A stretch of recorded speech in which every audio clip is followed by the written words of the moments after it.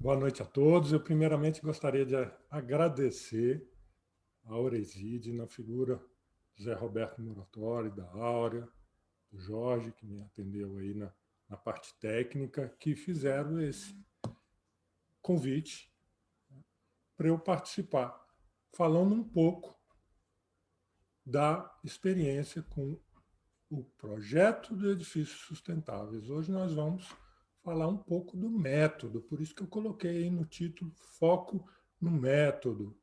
Então, eu sou arquiteto formado pela Universidade de Brasília, com pós-graduação em PAC, Projeto de Arquitetura Assistido por Computador, e venho já há muitos anos estudando essa questão dos edifícios sustentáveis e dos sistemas aplicados. E eu me apresento como bioarquiteto. Está aí, a gracinha aí. Então, vamos começar falando um pouco do que é a bioarquitetura.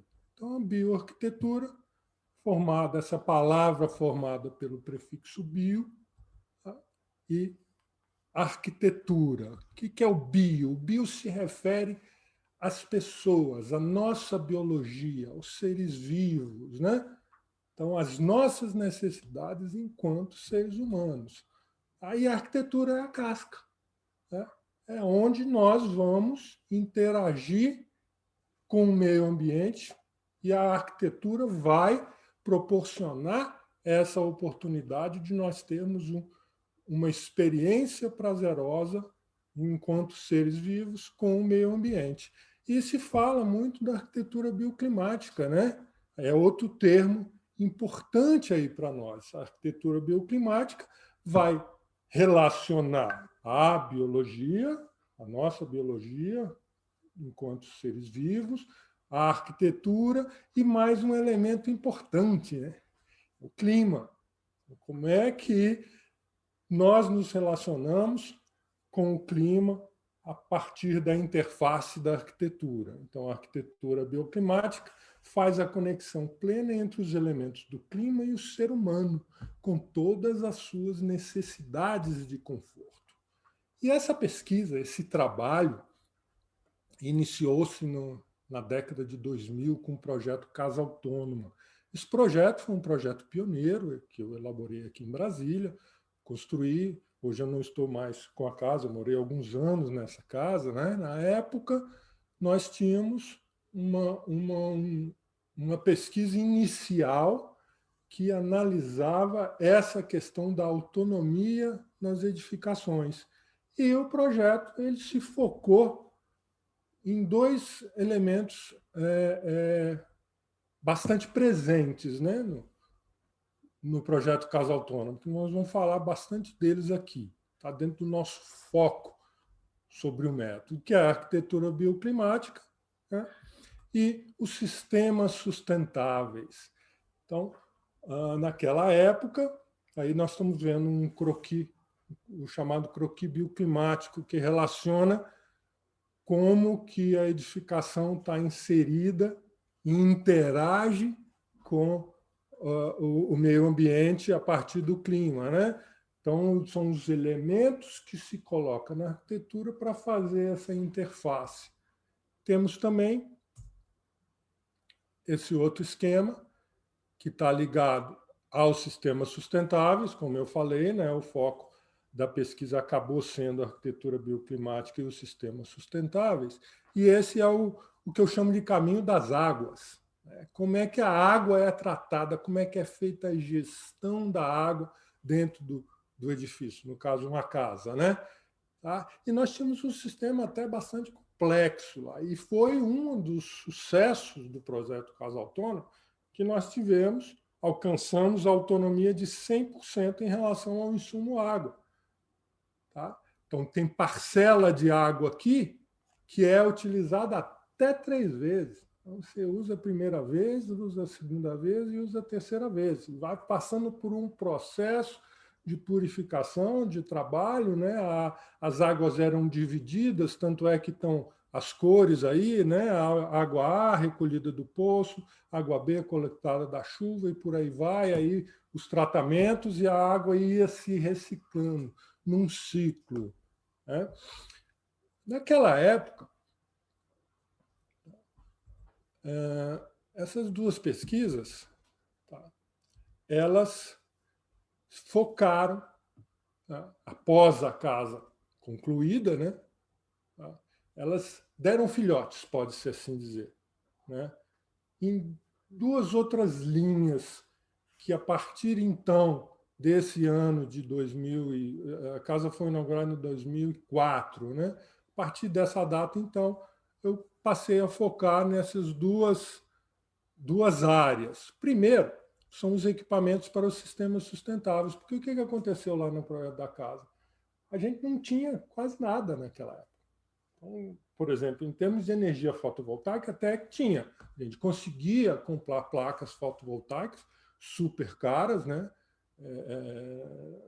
Naquela época, inclusive, eu me lembro que o estudo de viabilidade de retorno do investimento para a casa autônoma nos deu 20 anos de payback, ou seja, se investia nas placas fotovoltaicas e só a partir do 21º ano que tinha o retorno do investimento. Ora, as placas duravam 25 anos, então a gente ia ter só um benefício praticamente de 5 anos, né? Mas nós insistimos, conseguimos colocar, na época não tinha LED, né? Era só lâmpada incandescente ou fluorescente, conseguimos colocar. Agora, na parte da água, tá, já era bem diferente. A gente tinha uma perspectiva de payback muito superior, muito mais favorável, mas não tínhamos equipamentos, né? E aí começou a pesquisa, eu desenvolvi o primeiro protótipo de um equipamento de tratamento de águas cinzas, e essa pesquisa, então, foi se desenvolvendo. Hoje esse equipamento já está na quinta upgrade, e aí, para poder suprir a casa autônoma dos equipamentos, eu comecei a desenhar, prototipar e fabricar esses equipamentos. Então, vocês estão vendo aí alguns equipamentos feitos lá na nossa oficina, no nosso laboratório, equipamento para aproveitamento da água da chuva, tratamento de águas cinzas, telhado verde, compostagem, né?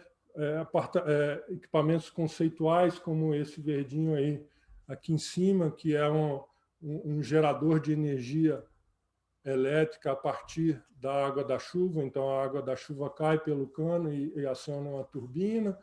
Tá? Então, essa pesquisa desenvolveu na área da prototipação dos equipamentos e do método. Tá? E o método é o que nós vamos conversar hoje. Tá? Nosso foco aqui hoje é falar sobre o método, certo? E eu tive a oportunidade de aplicar esse estudo do método em 2 projetos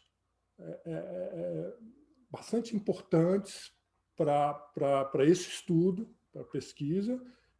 Um concretizado e o outro só ficou no projeto. O primeiro concretizado foi o Viveiro do Senado Federal, que foi um projeto elaborado para inserir, dar início ao trabalho de compensação de gás carbônico da entidade, certo?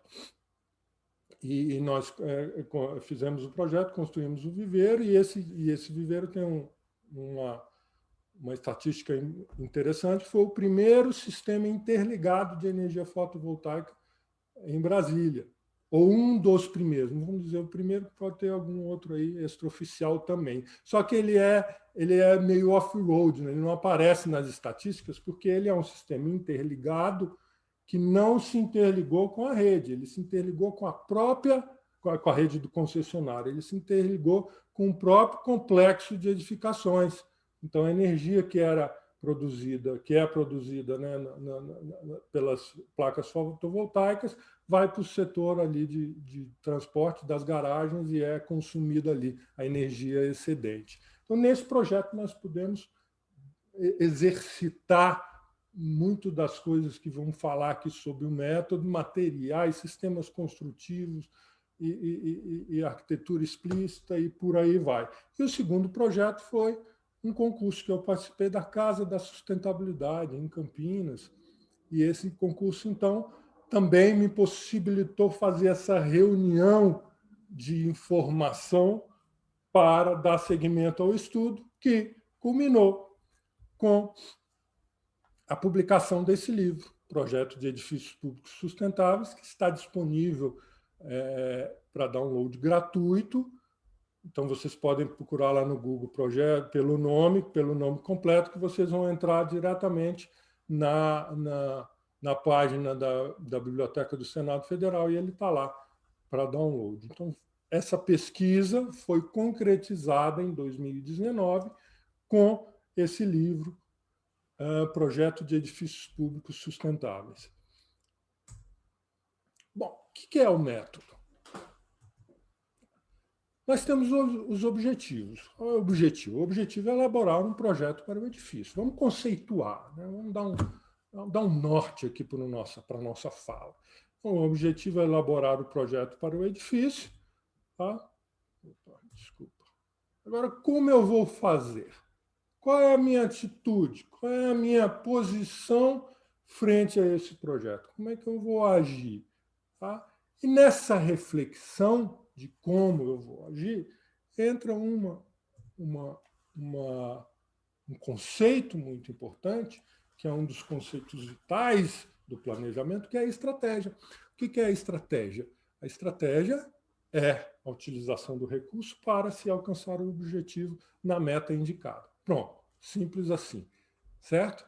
Então, nós temos um método a ser realizado e uma estratégia que vai nos angariar recursos. E quais são esses recursos para o nosso método de projeto visando a sustentabilidade?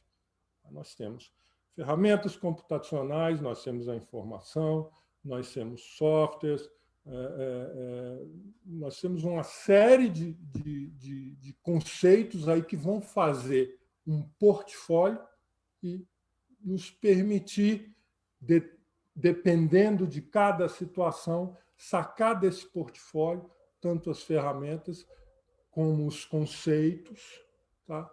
E aplicar para conseguir uma solução sustentável, mais sustentável, né?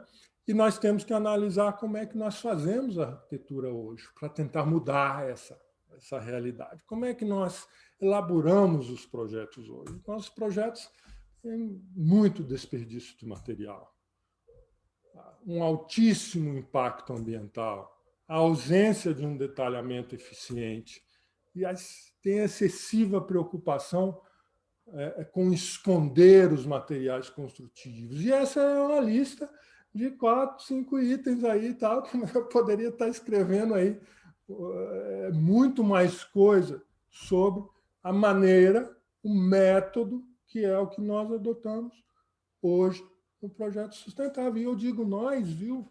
Porque eu também estou tentando me desvencilhar, né?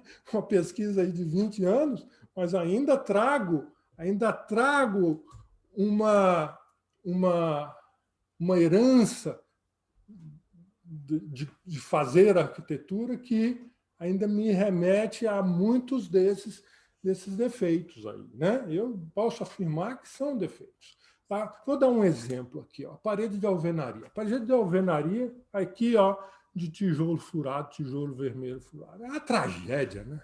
É uma tragédia de desperdício.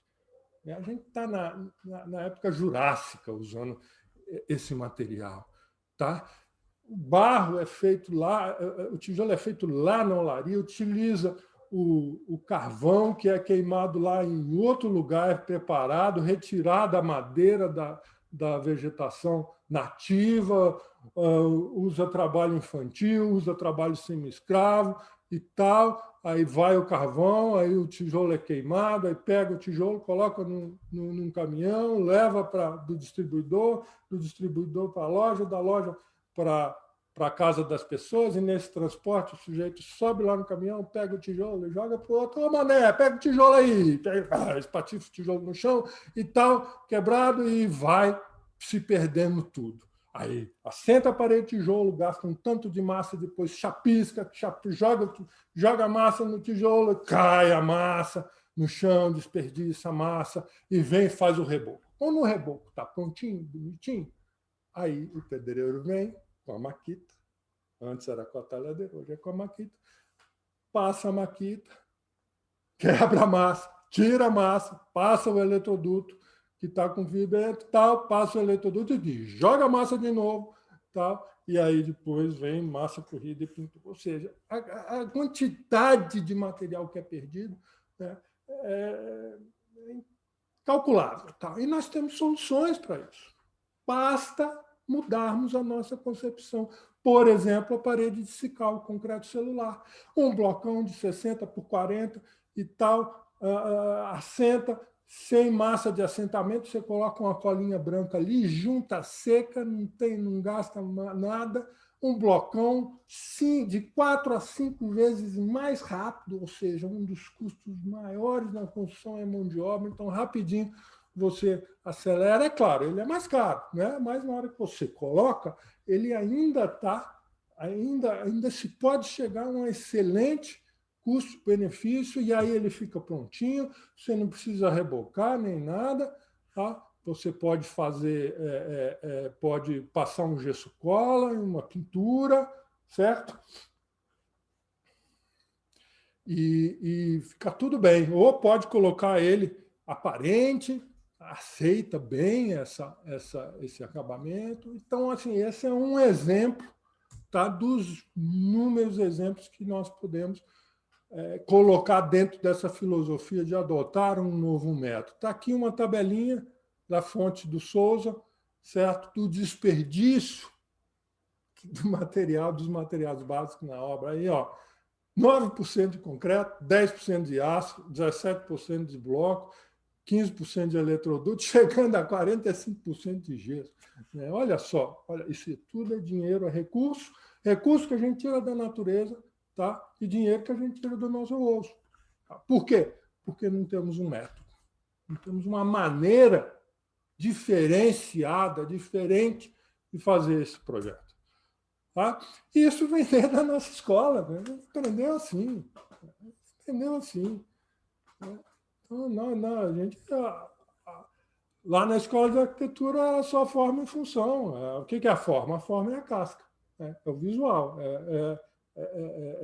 Como é que o prédio aparece, o edifício aparece. E a funcionalidade, a função, para que ele se destina. Eu vou fazer um hospital, eu preciso ter sala de triagem, preciso ter sala de operação, não sei o que lá, os corredores têm que ter tantos metros por tantos metros. Então, é como se apresenta e como ele funciona. E nós temos muitos outros elementos, muitos outros. Aqui estão citados só alguns deles. Né? Aspectos formais, funcionais, adaptação ao clima, materiais, custos, sistema construtivo, sistemas sustentáveis, implantação e por aí vai. Tá? E nós vamos, tá, precisar sacar desse bonitinho, um novo paradigma. Saiu lá do ovo, tá com uma nova realidade aí para enfrentar. E nós temos esse desafio também. Né? Estamos quebrando a casca. Precisamos visualizar um novo paradigma que abrace todos esses elementos. Aí, puxa vida, mas já é tão difícil fazer um projeto só com forma e função, e você me vem aí com mais esse bando de coisa. Pois é, mas tem que encarar. Nós temos compromisso. Nós ratificamos o Acordo de Paris. Eu vou falar até sobre isso aqui mais na frente. Ah, então, aí, ó, já chegou. O Acordo de Paris. O Acordo de Paris, tá, estabeleceu os chamados Objetivos de Desenvolvimento Sustentáveis, uma lista de 17 objetivos que nós estamos totalmente inseridos nessa realidade de construção. Está em vários, está em pelo menos metade desses 17 compromissos. Aí a gente pouco fala sobre o Acordo de Paris, sobre sobre a assinatura que o Brasil fez lá, ratificou junto com mais de 150 países, se comprometeu a reduzir a temperatura da Terra, pelo menos 2 graus, né? Ou reduzir, não, na verdade, não deixar subir mais, reduzir porque não vai reduzir, né? Já era. Não deixar subir mais que 2 graus, se não me engano, até 2050, parece que alguma coisa assim. Agora, para chegar nesse valor, toda a sociedade tem que mobilizar, inclusive nós. Nós, arquitetos, temos um compromisso. Tá? Aqui está falando de saúde e bem-estar, de água potável, de trabalho eficiente, de energia limpa, de infraestrutura, cidades sustentáveis, ou seja, é o nosso trabalho. Nós estamos inseridos aqui de corpo e alma. Vamos analisar, então, essa dupla dinâmica, aí, o Batman e Robin, da nossa arquitetura atual. Aqui nós não vamos desprezar, não, de jeito nenhum. A ideia não é passar borracha, não. Não, isso é muito importante, isso faz parte, né? Faz parte do. É o principal, mas não é só isso que nós temos que analisar. Só um minutinho que deu aqui. Bom, com relação a essa dupla dinâmica, nós temos 2 referências muito importantes na nossa lista de referencial aí da arquitetura que praticamos hoje. É a referência do Vitruvius, o Marcos Vitruvius Polio, um arquiteto romano que viveu um século antes de Cristo, que estabeleceu uma chamada tríade vitruviana, né? 3 conceitos, 3 pilares da arquitetura. Firmitas, que é a estabilidade do edifício, utilitas, que é utilidade ou função, aí apareceu, né? E venustas, que é a forma ou beleza. Então, a arquitetura moderna, né, do século passado, muito bem representada pelo nosso segundo exemplo, o simpático Le Corbusier, né, que sacou dessa, não só ele, como muitos outros, a turma da Bauhaus, Mies van der Rohe e tal, sacaram, teorizaram e projetaram, né, lançaram um método de projeto que pegava da tríade vitruviana, né, e Le Corbusier estabeleceu um método próprio que falava nos 5 pontos da arquitetura: planta livre, fachada livre, janela em fita, terraço de jardim e pilotis. Então, isso tudo está aí misturado na forma e na função, né? Mas nós precisamos de uma maneira diferente. O nosso paradigma ele precisa tratar a arquitetura não só a partir desses 2 elementos. Nós precisamos tratar a arquitetura de uma forma mais sistêmica, né, de uma forma mais holística. É o que está mostrando essa imagem aí da direita. A gente não pode ver só os elementos isolados, nós temos que ver a maneira como esses elementos se relacionam. Então, o nosso método precisa abraçar esses outros elementos. A forma, a função. Então, agora vai ter mais 5 parceirinhos. Nós vamos ter aí o número cabalístico de 7. Né? 7 elementos para considerar no nosso projeto desde o início, desde lá do primeiro risco. Tá? Eu os chamo de metaconceitos. O que são os metaconceitos? Meta quer dizer superior. Né? Um conceito superior. Ele é um conceito superior que está lá equiparado com a forma e função. Então, nós temos aí os 5 metaconceitos que eu pesquisei, coloquei nessa abordagem de método, viu, gente? Eu coloco nessa abordagem. Então, método existem inúmeros, né? Tá? Eu estou apresentando para vocês um método lógico, tá? Que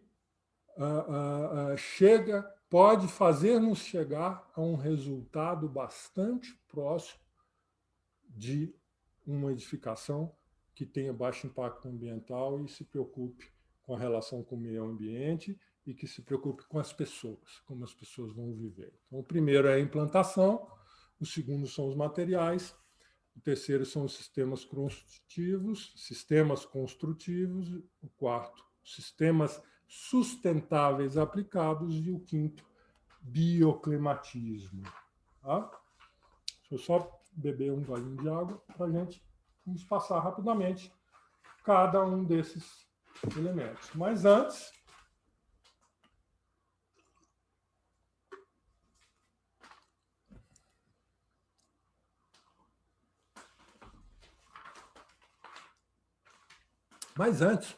eu quero colocar referências. Né? Referências são importantes. Eu não dei referência ali na primeira parte, da forma e função, eu vou colocar algumas referências aqui para nós também. Referências que foram importantes para a formulação desse método. O primeiro é o Buckminster Fuller, né? O famoso Buck, que era um arquiteto muito importante, fez muita coisa legal, né? Em meados do século passado, do século XX. Tá? Ele é o responsável pela criação da famosa geodésica e ele foi o que primeiro conceituou as casas autônomas. Ele fez vários protótipos. Ele trabalhava com pré-fabricação, com modulação. Né? Tem casa já pronta de fábrica, como essa aqui, ó, Mechanical Wing, no canto superior direito. Tá? Ele tem o Autonomous Living Package, ó, 1948, 1938. Tá? Tem um conceito de casa autônoma que, junto com o Norman Foster pegou esse conceito e juntou com a geodésica, colocou e fez uma espécie de uma parceria com ele lá e desenvolveram esse protótipo aqui da casa autônoma, aqui, ó, geodésica, e esse é o Buckminster Fuller. Então, a importância fundamental no conceito dos edifícios autônomos. Tá? E essa história da autonomia ela foi formalizada na década de 1970, ou seja, se colocou esse conceito de casas autônomas, foi o Alexander Pike, um professor londrino, né? Ele é inglês, e ele, com a equipe dele, fez o primeiro protótipo do que se convencionou chamar de casa autônoma. E, a partir daí, tiveram vários, inclusive eu, né? Peguei o conceito e construí uma casa autônoma. E tiveram dezenas de casas autônomas aí nesse período, né? Cada um abordando um determinado aspecto. Tá? E uma outra referência muito importante nesse método é o Ken Yang, um arquiteto famoso até pelos rasga-céus, né? os arranha-céus, e ele tem esse livro, Projetar com a Natureza, tá? No qual ele faz uma síntese para o projeto ecológico. Tá? E fala dessa história toda, né? Relação ao meio ambiente e tal. É uma síntese de 9 pontos. Tá? Vocês devem ir à fonte e leiam esse livro, que ele é fundamental para esse entendimento. Tá? Temos o Victor Ojai, tá? Que foi o arquiteto que teorizou a arquitetura bioclimática, ele chama de Bioclimatic Approach, abordagem bioclimática da arquitetura, trouxe a pesquisa do vernáculo, né, e chegou aos conceitos muito técnicos, tá, também em meados do século passado. Tá? E temos o nosso querido Lelé, né, a figura que eu particularmente considero como assim, o arquiteto mundial que melhor soube traduzir a questão da arquitetura bioclimática aliada à pré-fabricação e a esse conceito, né, de você reduzir o consumo de material e mão de obra. Aí está algumas referências visuais dos projetos do Lelé. Tá? E aí vamos ao nosso primeiro metaconceito. Né? Lembra? São 5 lembrem que são cinco metaconceitos e eles juntos, com a forma e função, formam o método completo para se chegar a um projeto sustentável. O primeiro é a implantação. Tá? Então, nós temos o edifício, e o estudo da implantação ele deve levar em conta necessariamente o meio ambiente, a cidade e as pessoas. Então, não se trata simplesmente de pegar o edifício, colocar lá no terreno, no lote, medir, tal, ter um afastamento. Não. O edifício ele se insere. Tá? As pessoas vão chegar de carro ou a pé, elas precisam ser orientadas, a arquitetura precisa trazer essas pessoas para dentro. Tá? A arquitetura precisa se despedir das pessoas, a arquitetura, a hora que se apropria de um terreno virgem, ela precisa considerar o que já está lá, as relações no microambiente, tá? Precisa analisar os fluxos da cidade, como que o transporte opera, como é que as pessoas vão chegar, se for um prédio público, como é que as pessoas vão poder acessar esse prédio público, e por aí vai. Tenho 2 exemplos importantes, interessantes. O primeiro é a Universidade Livre do Meio Ambiente, do arquiteto Domingos Bom Gestados. Tá? Esse edifício ele é daquela época que o Jaime Lerner fez a transformação em Curitiba, né? E olha como ele interage, ele foi construído numa pedreira desativada, então ele se desenvolve a partir de uma planta helicoidal e vai se relacionando com as vistas, com a própria natureza. O segundo exemplo, um prédio que eu acho fantástico, vivi nesse prédio, né, é a reitoria da Universidade de Brasília, tá, que está inserido lá num campus, tá, e nós estamos vendo aí uma das entradas, ele é todo aberto, ou seja, ele é acessível para as pessoas têm prazer de entrar no prédio.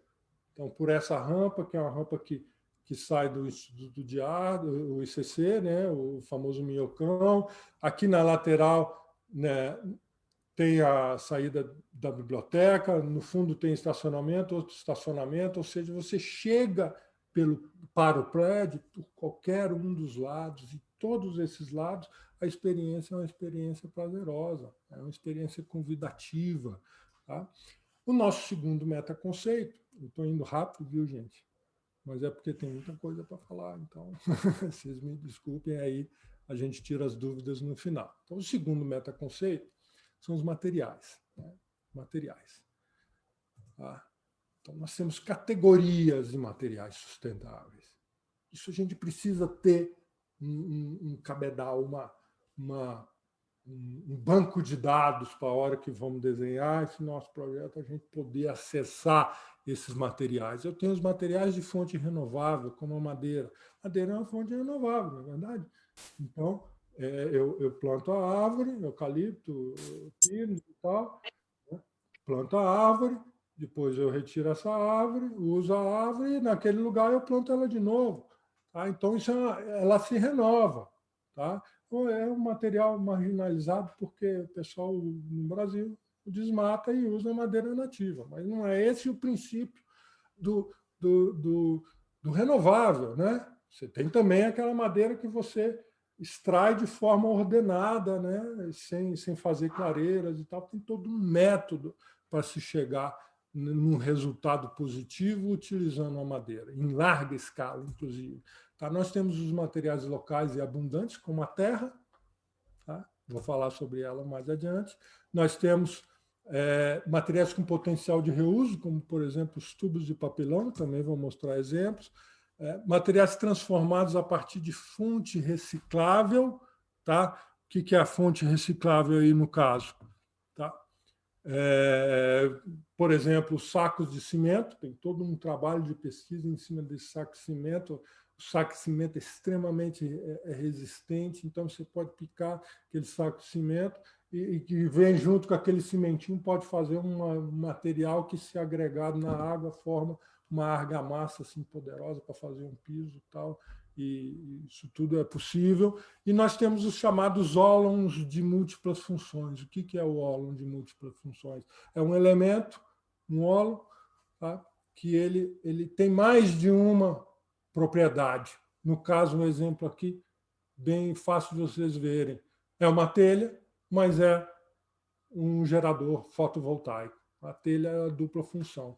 Isso é espetacular dentro do nosso conceito, dentro do nosso método. Por quê? Porque você com um material, você tem mais de um benefício. Então, o payback, o retorno do investimento aplicando aquele material, ele se duplica, triplica, quadruplica, dependendo das funcionalidades que esse óleo pode ter.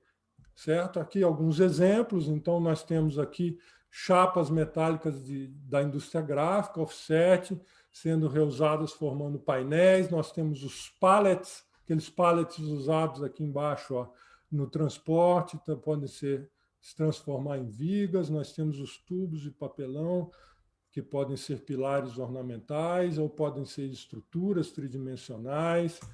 Tá? Nós temos aí alguns exemplos da arquitetura com terra, e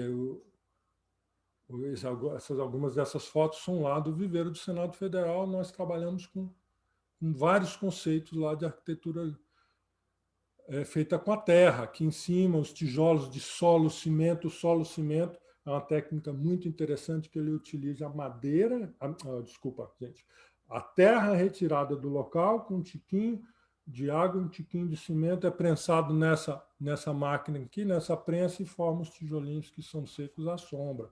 Tá? Aqui tem uma parede de adobe, aqui embaixo também o adobe feito com solo cimento é fantástico também, que aquele tiquinho de cimento gera uma estabilidade muito interessante. Tá? Aqui embaixo, do lado direito, nós temos o super adobe, que ele consiste de um saco bem comprido desse de nylon, saco de transporte de grãos, né? Só que ele é bem comprido, ele não foi cortado, né? Ele parece uma linguiça assim, aí enche de terra, prensa e vai colocando um em cima do outro, forma uma parede de altíssima resistência. Aqui embaixo estamos vendo um tijolinho de solo-cimento estrutural, né? Você põe a ferragem e ele se torna pilar. Tá? Temos aqui um exemplo de um arquiteto que eu sou fã desse cara, Queré. Queré é um arquiteto africano que tem um escritório na Alemanha. Aí ele se notabilizou porque ele levou a arquitetura, o conceito de arquitetura para a terra dele, um país africano, um país pobre, certo? E ele, então, levou o conhecimento, ganhou vários prêmios internacionais, uma pesquisa em que esse é uma figura importante no nosso cenário da arquitetura sustentável. Temos um outro exemplo aí de material, a Hannah Heringer, que esse prédio feito com terra, com bambu, também utilizando a mão de obra local. Temos aqui o Shigeru Ban. Shigeru Ban também é um arquiteto famoso que tem um trabalho com a arquitetura de tubo de papelão. Uma das linhas de trabalho dele utiliza os tubos de papelão. Olha que interessante. Esse é um estúdio temporário, tá, em Paris. E, bom, partimos agora para o metaconceito 3, que são os sistemas construtivos. Tá? Vou beber uma aguinha aqui. Eu destaco, né, sistema construtivo de material, apesar do sistema construtivo utilizar muito do conceito do material, né, mas ele tem outras particularidades. Vamos ver quais são essas outras particularidades. Tá? Nós temos a modulação. O que é a modulação? A modulação é você colocar no método de desenho, tá, um elemento, um módulo que vai te guiar para você desenhar. Meu módulo tem 75 centímetros, meu módulo tem 1 metro. Então, todo o desenho que sai ali na sua prancheta eletrônica, né? Todo desenho que sai em função dessa modulação. Isso é muito interessante, porque gera um processo de projeto muito eficiente. Eu hoje estou trabalhando nos meus projetos com essa filosofia do módulo. E olha, não tem coisa melhor. A eficiência e a velocidade e a solução dos problemas vem de uma maneira muito, muito rápida. Tá? E ele também, você vai adaptando ao módulo ao sistema pré-fabricação, que vai ser o nosso próximo exemplo. Então, se eu tenho um módulo de 75 centímetros, 75 mais 75 dá 1,5, 1,5 mais 1,5 dá 3, 3 metros já são as peças de aço que são fabricadas, né? Fabricadas em 3 metros, em 6 metros, então são múltiplos. Você vai criando um mecanismo que vai usando múltiplos. Tá? E temos o sistema, a pré-fabricação, que é o quê? É você reduzir a mão de obra lá no canteiro. Tá? Você faz na indústria, que a indústria vai fazer mais rápido, mais eficiente, com menos gasto. Faz na indústria, traz para a obra. E aí, na obra, você monta. É o conceito de montar o elemento, e não fabricar o elemento. Aqui está um exemplo de uma obra do Lelé, lá do Sara Kubitschek, aqui em Brasília. Não, de um dos hospitais. Eu acho que é Sara, não sei se é Taguatinga. Tá. Um outro conceito importante que está ligado ao sistema construtivismo é o que se chama de minimalismo. O que é o minimalismo? É utilizar o mínimo necessário. Tá? Nós temos uma cultura do ornamento, do dispensável, né? Tá? De tapar o material construtivo. E isso é energia, é gasto, é material, é o que a gente está tirando da natureza, está lá só tapando o material para quê? Né? Então, vergonha do material? O material tem que ser exposto. Tá? E o minimalismo tem disso, né? Ali, usa um material simples e o mínimo necessário para se chegar àquele objetivo. Tá? É uma estratégia. Tá? Minimalismo é uma estratégia de projeto. Tá? E temos o que eu particularmente chamo de arquitetura explícita, né? Bem representado pelo Centro Georges Pompidou, né, em Paris. Né? Eu visitei esse prédio, ele é fantástico. Tá?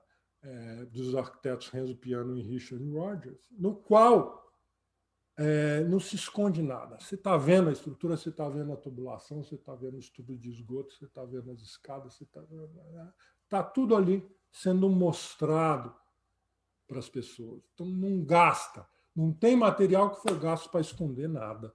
Aqui está um exemplo.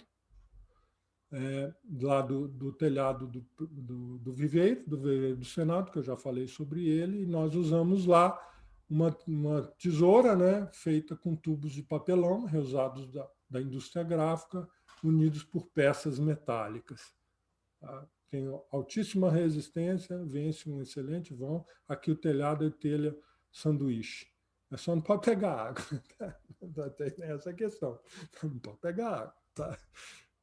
Bom, temos o metaconceito 4, tá? Que são os sistemas sustentáveis aplicados. Lembra que eu falei para vocês que desde a pesquisa da causa autônoma, quando a gente tinha que colocar os sistemas, não tinha nada, começamos a fazer os protótipos e fabricar esses elementos. Tá? Então, essa é um item que avançou muito na questão do método e nós temos muita coisa a oferecer. Temos, por exemplo, tratamento e aproveitamento das águas.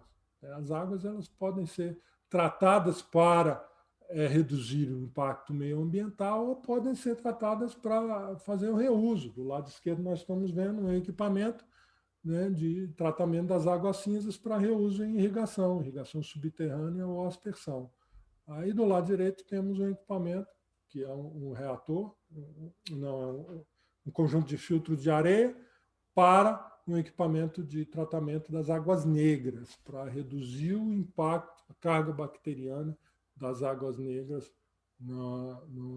Esse equipamento foi desenvolvido por uma área de proteção ambiental, lá na Chapada dos Veadeiros.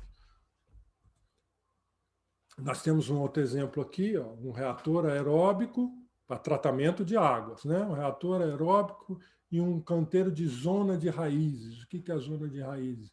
Você coloca plantas, as plantas vão absorver os elementos químicos, principalmente os nutrientes, nitrogênio, vão se desenvolver ali, plantas aquáticas ou de ambiente híbrido, tá? E elas então vão purificar a água, vão fazer o nosso trabalho de graça de tratamento dessa água.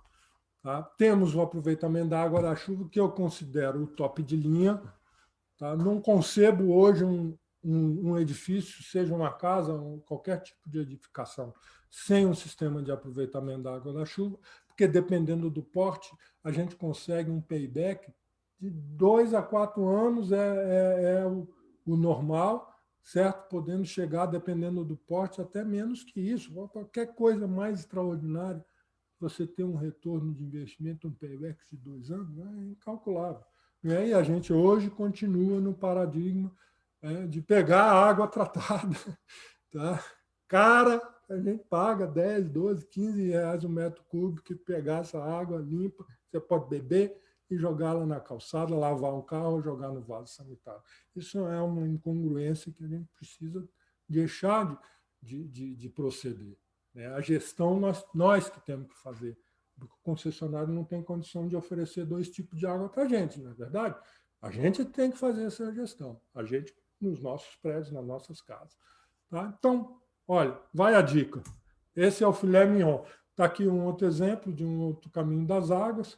Tá? Então, a água da chuva é captada, vem para um reservatório, depois sobe, é usada para o vaso sanitário, se torna água negra, é feito um tratamento, aí tem infiltração, aí tem água do concessionário que vai para o lavatório, se torna água cinza e vai para um tratamento, aí há a lavagem de piso, depois vai para a vereda de infiltração e irriga subterraneamente um bosque lá de palmeiras. Então, esse é a gestão que eu estava falando, a maneira que a gente tem no nosso método de projeto sustentável, de abraçar essa tecnologia. Nós temos as coberturas verdes, que são excelentes para se fazer a climatização. Tá? Então, você tem um telhado, você coloca ali uma vegetação, serve também para o plantio de alimentos. Tá? Temos o aquecimento solar da água, que é bem tradicional, já muito utilizado. Né? Lembra que nós estamos no metaconceito 4, que é sistemas sustentáveis aplicados. Tá? Nós temos sistemas eficientes de irrigação, tá? Temos também sistemas eficientes de iluminação, baixo consumo. Aqui nós estamos vendo uma lumináriazinha desenvolvida lá no nosso laboratório, um balizadorzinho de jardim altamente eficiente, ilumina bem, uma iluminação bem gostosa. Tá? Super simples, tu utiliza um LED, um super LED, iluminação fotovoltaica autônoma, 12 volts. Então, você pode fazer um sistema de iluminação de jardim totalmente independente e sem gastar um tostão de energia elétrica de consumo. É um exemplo do que pode ser feito. Temos a climatização ativa, como o vaporizador, que reduz a carga térmica do edifício para se reduzir o consumo de energia do ar-condicionado, e temos a nossa famosa geração de energia fotovoltaica, tá? Que já está consolidado, apesar de toda a pressão dos concessionários, dos grandes produtores de energia elétrica, que não aceitam perder a commodity, né? Tá? Mas a gente está batalhando e a gente não vai deixar perder essa importante fonte alternativa, e hoje estamos conseguindo. Lembra que eu falei da casa autônoma? 20 anos de payback, hoje a gente consegue, dependendo do porte, de 3, 4, nas residências, em torno de 4 e 5 anos de payback, de retorno do investimento. Tá? E o nosso metaconceito 5, vamos chegar ao final da nossa abordagem do método, é o bioclimatismo. Lembra que eu falei no início? Né? Bioclimatismo, bioclimático, relação nossa, enquanto biologia, com o clima, tá?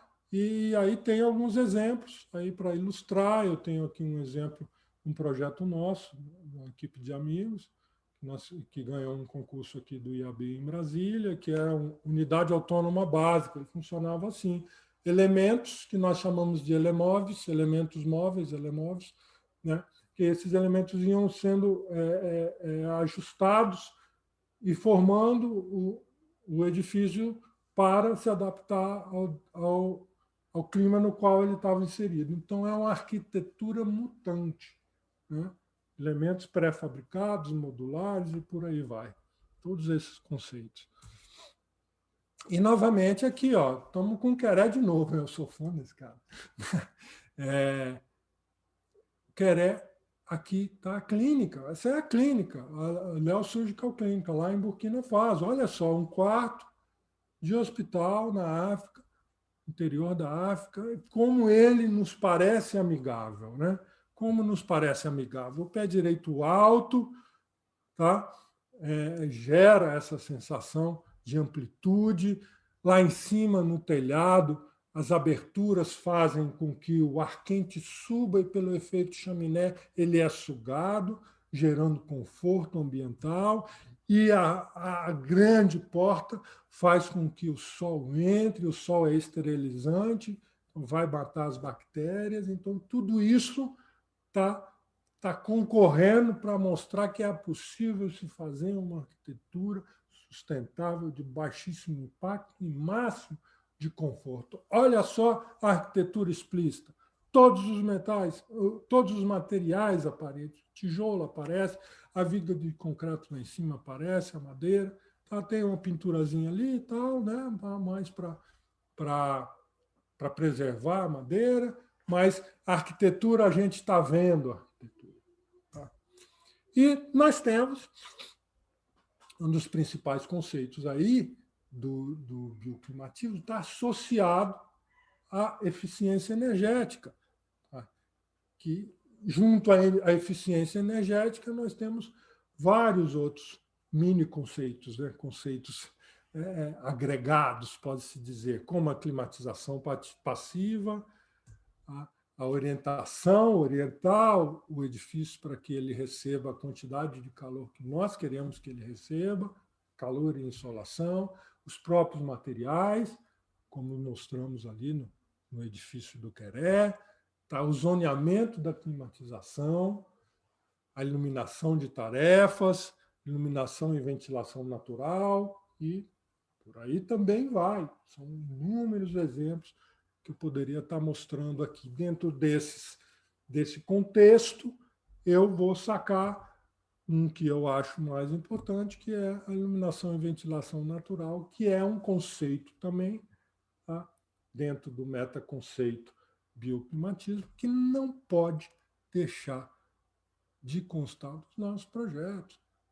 Nós fazemos arquitetura para as pessoas, tá? E nós temos o direito de ter iluminação, direito de ter ventilação natural. Isso é uma questão de saúde, tá? E a energia está aí, certo?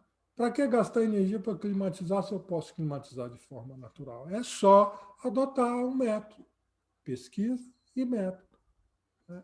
Desde o início, a arquitetura tem que surgir com esse conceito. Lembra que eu falei de implantação, de orientação? Então, se eu não oriento direito, eu Já não vou, cansado de comer, mas eles são eu não cantos. vou conseguir captar esses elementos de forma eficiente. Tá aqui, um exemplo de iluminação natural fantástico.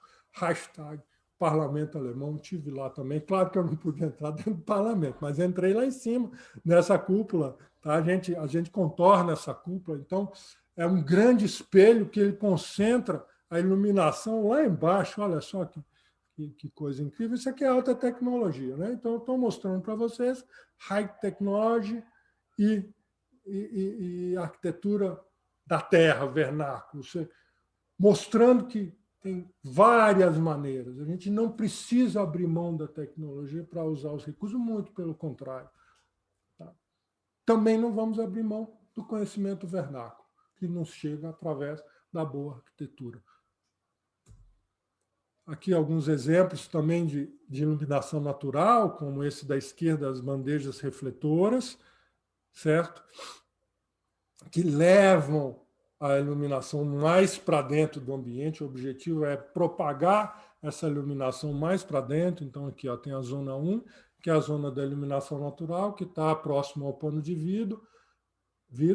Aí tem a zona 2, que é a zona que vai receber essa iluminação refletida pela bandeja e tal. Temos os domos, que faz com que a iluminação zenital, pelos zênites lá pelo telhado, possa penetrar na edificação. E temos aí vários recursos de ventilação natural. Alguns croquis aqui que exemplificam alguns desses recursos, como o embasamento ventilado. Ixi, tem um erro aqui de português, hein? Vamos apagar aí. Embasamento é com M. Embasamento ventilado, ático ventilado, beiral ventilado, ventilação cruzada, efeito chaminé, e aí tem uma lista lá no livro, tá? Tem lá um setor que tem vários desses, tem todos esses e mais alguns elementos da iluminação e ventilação natural que concorrem para a eficiência energética. Dá um pulinho lá, né? e baixa o livro, eu vou ficar muito feliz. Nós chegamos ao fim do nosso quinto metaconceito. Lembram os 5 metaconceitos que se juntam à forma e função e formam um método coerente de arquitetura sustentável, integrada ao meio ambiente, que se preocupa com as pessoas e de baixa emissão de carbono. A pesquisa continua. Nós estamos aprontando aqui, tá? Estou muito focado agora em pesquisar o edifício autônomo. O que significa isso? Levar o conceito da casa para o edifício. Tá? Como é que se comportam esses sistemas sustentáveis e o bioclimatismo numa unidade maior. Tá? E esse edifício autônomo, então, ele está inserido 100% dentro da filosofia dos Objetivos de Desenvolvimento Sustentáveis, preconizados pela ONU, né, a partir do Acordo de Paris. Ele vai se preocupar em absorver a totalidade de emissões de CO2, tudo que ele emite, ele tem que compensar, ele tem que absorver, de uma forma ou de outra. Isso é a verdadeira autonomia, a gente pretende chegar lá, tá? E uma audaciosa abordagem de utilizar o edifício para se ter autonomia alimentar. Bom, ufa! Chegamos ao nosso final e era isso que eu tinha para colocar para vocês. E agora eu me coloco à disposição para a gente conversar. Se alguém tiver alguma observação, a gente vai poder interagir. Olá, Moratório. Zé Roberto, a bola está contigo aí. Microfone. Tudo bom. Muito bom, Mário. Muito legal. A gente deu uma viajada aí, né? Para quem está ligado no dia a dia aí, só da engenharia, da tecnologia, realmente é muito bom ter esses insights. Como eu falei, a nossa preocupação, o nosso objetivo aqui, aliás, né, é ser multidisciplinar, né? É trazer as disciplinas se completando aqui. Eu sempre digo que os principais projetos, aqueles projetos onde a gente mais bem sucedido e às vezes vê assim ali ser muito significativo para nós, é aquele onde a gente compartilha experiências com outras disciplinas, né? Normalmente até as soluções dos nossos problemas, por exemplo, da área da automação, da área da engenharia, às vezes vem de colegas de outras áreas, como vocês, né, da arquitetura, enfim. Realmente a contribuição dos projetos multidisciplinares é importantíssima. Os colegas estão à disposição aí para fazer perguntas. Eu tenho duas colocações iniciais Duas perguntinhas aí, simples, acho que simples, mas falo muito aqui, quero que você também seja sucinto, se possível. Você está acompanhando muito de perto aí em Brasília, né? Você, inclusive, fez esse livro aí muito legal, que eu recomendo a todos, sobre os prédios públicos e tal. Como é que você vê a parte política? A parte política, quando eu digo assim, institucionalmente, o Brasil está preocupado? Quer dizer, existe uma... onde está a nossa posição aí em relação à sustentabilidade, de edificações, aos diversos iniciativas que existem? Como você posicionaria isso, estando aí mais próximo do poder aí? Olha, o Brasil está muito preocupado. Tem muita gente preocupada, podemos dizer assim, né?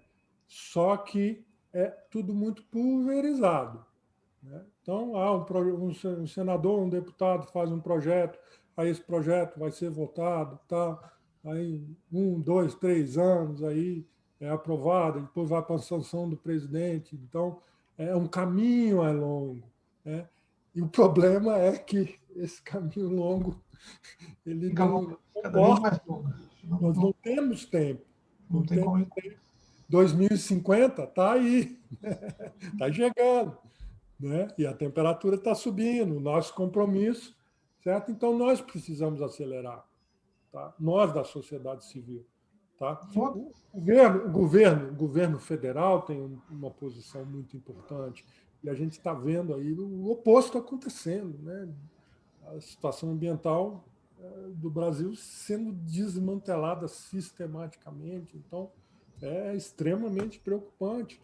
Tá? O poder público na esfera, né, legislativa tenta fazer, mas precisa haver um consórcio, né? Um consórcio das uma canalização, né? Uma centralização. Agora, alguns países, né, já têm esse desafio de, pelo menos os prédios públicos, assumirem uma postura sustentável e tal.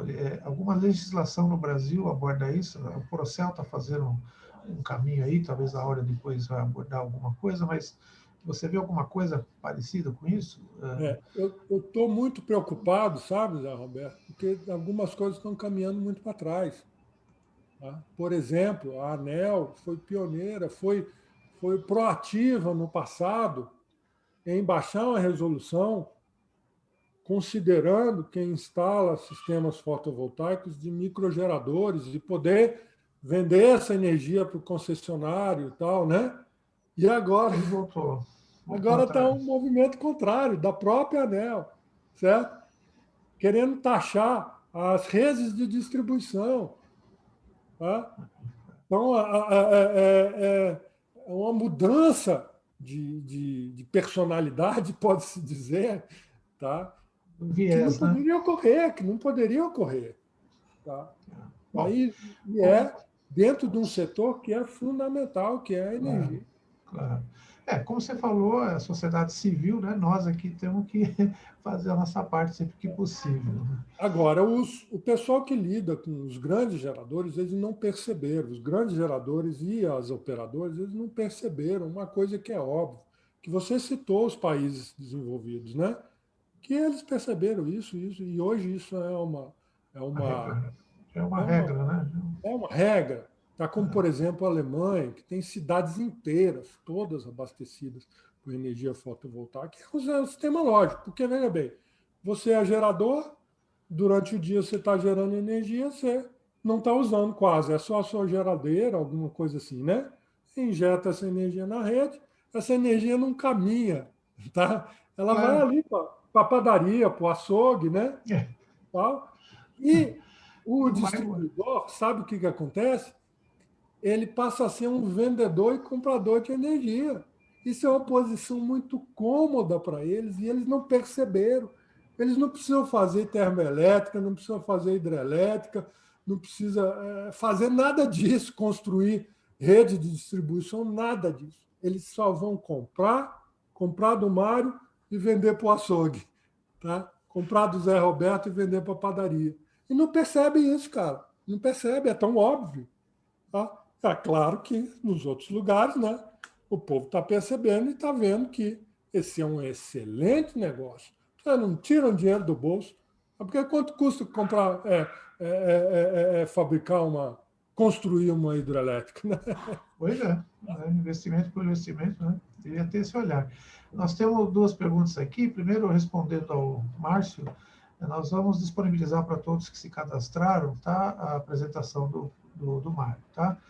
Se por acaso alguém que está assistindo aqui não fez o cadastro e entrou direto com o link da sala, manda um e-mail para nós, né? Eu vou deixar aqui o e-mail, contato@alreside.org.br, solicitando o vídeo da apresentação, tá? E o Roberto Krause fez uma pergunta interessante, que eu também tenho essa curiosidade, Mário. Os prédios sustentáveis teriam, pelo método construtivo que você citou, eles teriam uma vida útil menor do que os convencionais? Não, não é isso. Não é isso. É Tá. que no processo, tá, você também estuda a vida útil. Você pode programar materiais para serem substituídos, porque você tem um sistema modular, né, você tem pré-fabricação, então você define, É mais previsível, né? É possível de ser planejado, né? Planejado, essa é a palavra certa. Esse elemento eu vou trocar com 30 anos, tá? E aí você já tem ali a maneira fácil de chegar e tirar aquele elemento e colocar outro. Tá? Porque os prédios atuais, a questão da manutenção é sempre uma incógnita, né? Sim. Você fica dependendo, porque como não houve esse estudo todo, você pode ter um material que você acha que ele vai ser muito longevo e, na verdade, em função do clima, em função da utilização do prédio, ele acaba sendo menos ter uma vida útil menor até do que se imaginava. Então, eu acho que essa resposta é interessante, entendeu, Roberto? O que o professor está falando. Você pode pré-avaliar isso, você pode planejar uma obsolescência programada, vamos dizer assim, ou uma troca dentro do ciclo de vida previsto. Isso fica dentro do contexto do estudo de custo-benefício, do estudo de retorno de investimento, de uma forma... Isso, inclusive, né, Mário, hoje com o BIM e todas essas metodologias, você consegue fazer isso com uma precisão muito maior, né? Legal. E completando essa pergunta, eu tinha uma outra ainda que eu queria ver com você. Você falou muito da parte estrutural, né, da parte da construção, dos materiais e da arquitetura em si. Quando uma construção tem esse tipo de... segue essas soluções que você colocou, a questão de instalações, que para nós é muito importante, né? Alguns que estão aqui trabalham diariamente com instalações, fiação, quadros, toda essa parte, né? Tubulações. Para cada tipo de estrutura, de tipo de construção, existe uma determinada forma de se fazer essa instalação ou já estão se criando padrões também para isso? Excelente pergunta. Nessa questão da modulação, nessa filosofia de trabalho, nesse método, a instalação ela é fundamental, tá?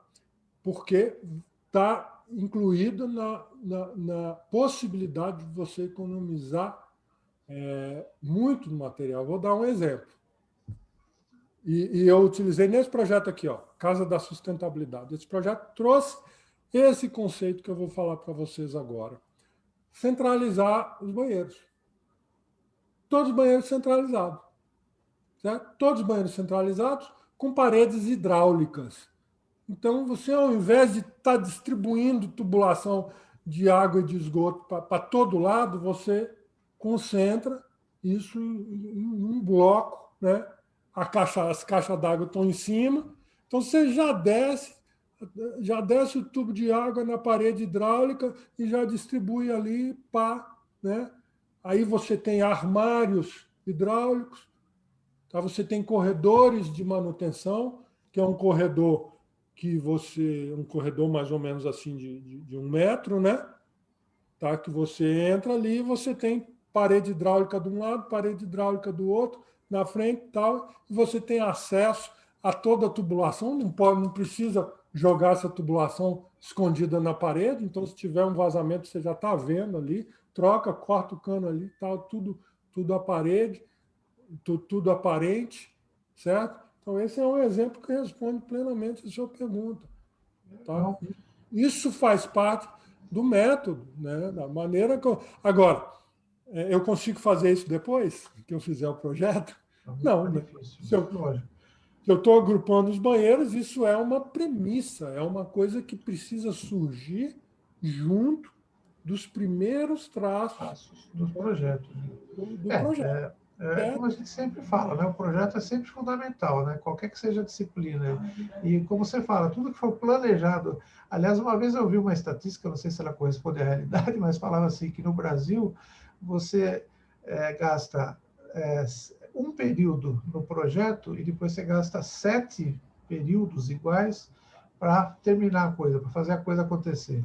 Em outros países, o processo é o inverso. Você gasta 7 vezes mais tempo no projeto do que na execução. E realmente, quanto mais você investe no projeto, menor custo Falei e menor... num determinado momento lá, eu falei, quando eu falei das falhas, lembra que eu falei das falhas do nosso método atual? Falta de detalhamento. É isso que você está falando. É gastar tempo planejando, né? Quanto mais eu gasto tempo planejando, menos erros vão acontecer lá na frente, né? Menos material. E outra coisa que eu queria completar também, nós temos discutido na área de automação, um conceito que não é muito usual ainda, que a gente não se preocupava, mas eu estou vendo muito essa discussão em outros países, né, principalmente Estados Unidos e Europa, a questão do chamado wellness, né, do conforto ambiental dentro da casa, né? Então, assim, mas para a gente chegar com automação, precisa que a arquitetura tenha favorecido isso, né? A automação, se você pensa em climatização, se você pensa em iluminação, né? São dois efeitos, por exemplo, muito danosos aí de consumo. A automação pode ajudar? Pode, mas imagine que efeito que a gente teria multiplicador se essa automação já fosse concebida junto com a arquitetura, o que normalmente não acontece. Então, só para completar o que eu estou falando, você acha que realmente a climatização e a questão da iluminação talvez sejam os fatores, e logicamente a água, né? Você falou o consumo de água também. Como você vê assim, a contribuição que a automação pode dar nesses elementos que você discutiu aí de forma mais ampla? Lembra que eu falei da iluminação natural e da ventilação natural? Sim, Pois isso que é, eu quero reforçar. a automação pode ser um parceirão disso aí, tá? É o que eu imagino. Parceirão, porque a automação pode entrar na hora que você está precisando. Na hora que Nem antes, nem depois, né? a hora que a iluminação natural baixou, o sensor vai lá e diz: liga a iluminação.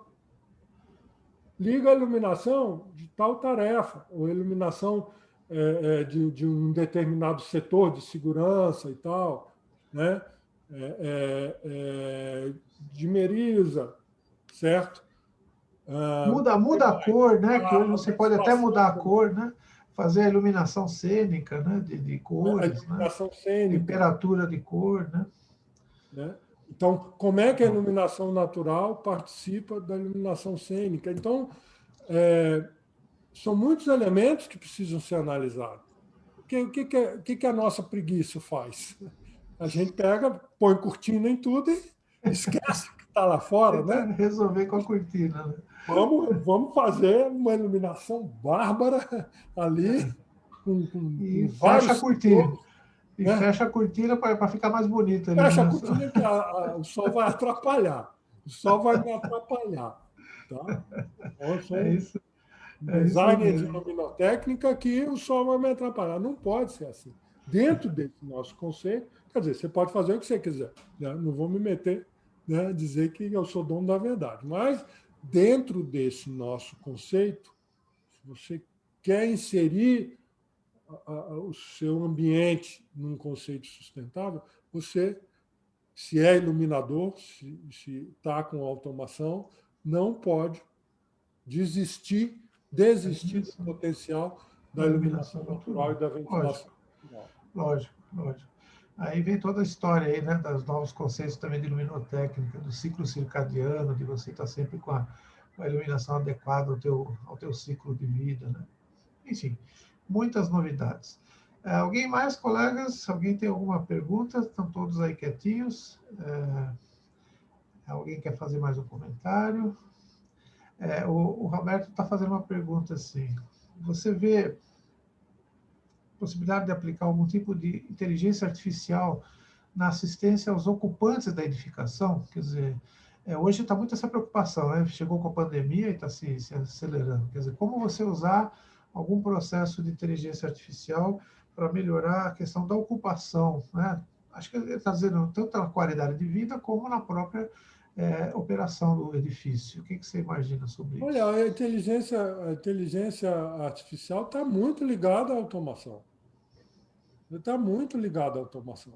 Né? Porque o que é inteligência artificial? É a resposta a comandos básicos, né? Comandos básicos. Então, pode sim nos ajudar muito, desde que tenha o recurso da automação. Tá? Você imagina, por exemplo, imagina uma das aplicações que estão surgindo agora, você poder controlar, sem a necessidade de intervenção humana, a ocupação de um ambiente, né? Então, por exemplo, o ambiente que hoje tem restrições, e talvez no futuro continue tendo, né? Até por uma questão de conforto e de segurança também, de saúde. A automação pode cuidar disso, né? Câmeras inteligentes hoje, enfim, está cheio de recursos aí que você pode contabilizar quantas pessoas entraram. Você pode até ver, outro dia eu estava conversando com uma pessoa aqui que me disse que trabalha com telesaúde, telemedicina, né? Que as câmeras agora, elas, analisando a nossa face, ela já sabe se a gente está com algum problema iminente de saúde, assim, se você está febril, se você está com risco Mede de ter temperatura, pressão, Pois é. idade. Então, acho que é nesse sentido, viu, Roberto? A gente vai ter muita novidade, sim, e eu acho que aí, lógico, tudo tem a ver com o que o Mário falou, quer dizer, não adianta também se tratar com toda a tecnologia um prédio que não foi projetado adequadamente, né? Se as coisas se combinarem, aí vai ser o melhor dos mundos. O Ricardo também está colocando aqui, o Ricardo Garuti está complementando o que nós falamos, quer dizer, a automação ela não só vai aumentar o rendimento dos sistemas arquitetônicos sustentáveis, mas não se limita à eficiência energética, né? Ele realmente coloca aqui que a experiência, o conforto e a qualidade de vida é essencial. Então, a gente está começando a acordar para isso. Eu vejo que, né, mais de 20 anos aí que a gente atua na área de automação, e foi realmente nesses últimos anos, e agora com a pandemia, né, tem o lado positivo, pelo menos alguma coisa, o pessoal está aprendendo a zelar mais, a projetar mais para a qualidade e para o conforto, né? Eu tive uma curiosa reunião um tempo atrás, agora, há uns meses atrás, com profissionais da área de vidraçaria, que eu nunca tinha tido um contato mais próximo. E todos eles estavam super ocupados e estavam super cheios de serviço, porque as pessoas ficando mais tempo em casa começaram a perceber que não tinham vista, né? E que poderiam ter. Quer dizer, na verdade, as pessoas se privavam de ter uma visão do exterior em lugares que eles podiam ter janela, eles tinham muros, eles tinham paredes, eles tinham contenções, às vezes tinham uma obra de arte, mas ele não conseguia ver o que ele queria, que era o céu. Então, assim, eles estavam trocando esquadria, colocando vidro. Então, você imagina que é realmente uma mudança, porque as pessoas passaram a ter uma preocupação até com isso, né? Nessa qualidade de vida é até você vai ficar o dia inteiro sentado numa mesa, você quer pelo menos ter uma visão, se você puder. E aí tirar uma parede e pôr um vidro é uma coisa que já podia ter sido feita há muito tempo antes, talvez. Nós temos um conceito, viu, Zé Roberto, que é a chamada topofilia. O que é a topofilia? Topo, lugar, filia, afinidade. Então, é a sua afinidade com o lugar. Né? Nessa pandemia, as diferenças e as afinidades das pessoas com o lugar, o seu lugar, né? vieram assim... Subiram, né? Apareceram. As pessoas começaram a perceber que elas precisam de ter um lugar que elas se sentem bem, porque agora elas estão vivendo 24 horas nesse lugar. Nesse lugar, não pode mais ficar circulando. As pessoas estão caçando, né, melhorar o seu ambiente.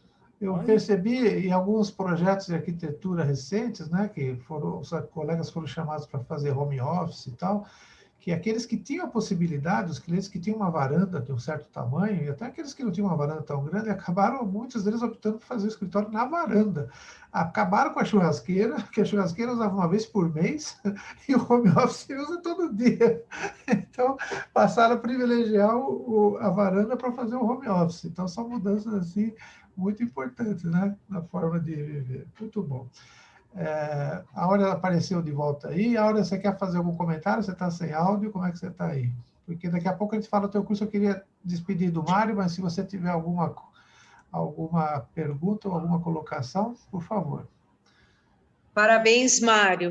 Muito Obrigado. interessante o teu projeto, toda essa relação que você faz, né, da importância da arquitetura bioclimática envolvendo esses edifícios não tão sustentáveis, mas que poderão se tornar muito mais sustentáveis.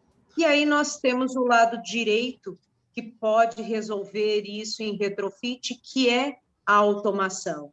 Então, são esses nossos integradores aí e associados que são os responsáveis diretos para poder nos ajudar em, pelo menos em retrofit, melhorar um pouco mais, ou, se possível, equilibrar um pouco mais essa economia, em se tratando principalmente de eficiência energética. Parabéns pelo teu trabalho e vamos em frente, né? Tem que voltar mais vezes aí, contando toda essa história que tu tens e todo esse conhecimento maravilhoso que tu tens aí. A gente tem muito que aprender contigo também. Obrigado, Áurea. Legal. Você quer despedir aí, Mário? Eu vou pedir para o pessoal que está na sala ainda ficar só mais um pouquinho, depois que o Mário sair, que a Áurea vai falar um pouco do curso e tem uma surpresa aí, alguns bônus aí no curso que ela vai fazer, que tem muito a ver com o que a gente falou aqui agora. Então, Mário, fica à vontade para fazer tua... Eu vou sair. Te agradeço muito, né? Também te agradeço muito, lógico, e quero que você Eu que se agradeço despeça. a oportunidade e me coloco à disposição. Não deixem de baixar o livro, se tiverem alguma dificuldade. O link está no nosso site, tá? O link no Prévio Eficiente, vocês encontram o link lá para baixar o livro do Mário. Tá? Vou fazer o meu comercialzinho aqui, né? Estou com Claro. uma página no YouTube que tem vários focos. Um deles é a arquitetura sustentável, agora o outro é a questão do alimento, né? Eu estou muito preocupado com essa questão e tem um trabalho todo voltado para o cultivo do alimento orgânico. Tá? Esse é o complemento do conceito da autonomia no edifício, né? E dá um pulinho lá, Mário Hermes Vigiano com 2 Gs. Então, é o nome do canal.